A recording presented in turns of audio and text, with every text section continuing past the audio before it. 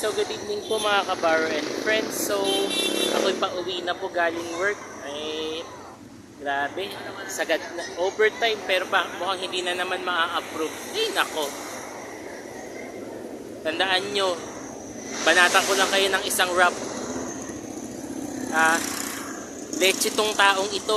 Nagtatanong ako ng maayos kanina. Galit pa magsalita.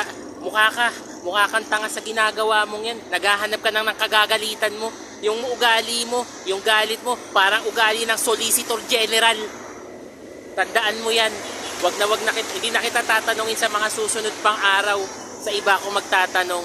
Hindi sa katulad mo, puro galit na lang ang umiiral sa puso mo. Sheng! So yun mga kabaro and friends, yan, kailangan lang natin patamaan ng isang tao. Puro BO na lang pinag-uusapan. Tama, wag na tayo mag-isip sa trabaho. Bukas, bawi tayo ng out. Sumakto tayo uli. Hindi pwedeng ganito. Abusado na eh. Hindi nag-a-approve ng OT. Pero anyway guys, kayaan na natin yun. Basta umuwi tayo ng maaga bukas. 10 to 7 pa rin ako. So mga kabaro and friends, pasensya na po kayo sa mga sinasabi ko sa ngayon. Emotional lang tayo. Siyempre, nagagalit din tayo, naiinis din tayo. Pero anyway that, tayo pa uwi na dahil ay kasagsagan na po ng ating biyahe. Kasagsagan na po ng rush hour. So mga kabaro and friends, kamusta na po kayo?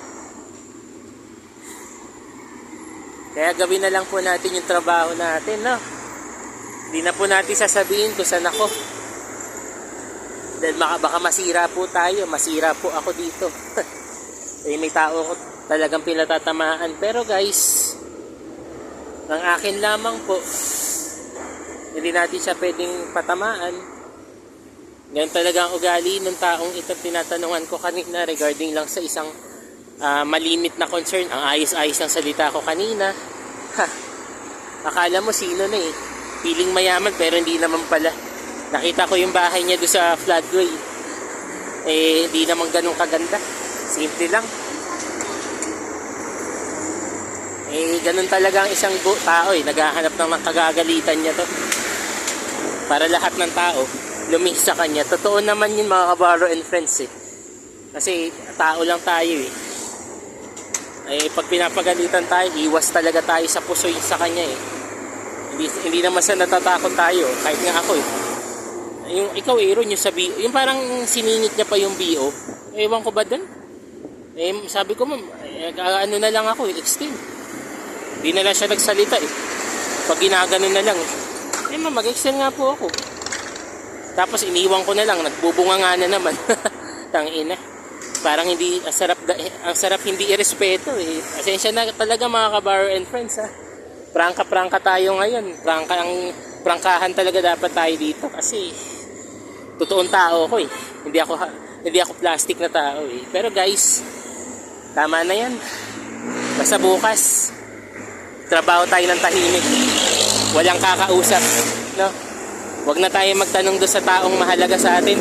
Puro galit na lang yung pinapairan niya eh. Tapos magtanda bulol-bulol na ako sa kakasalita eh.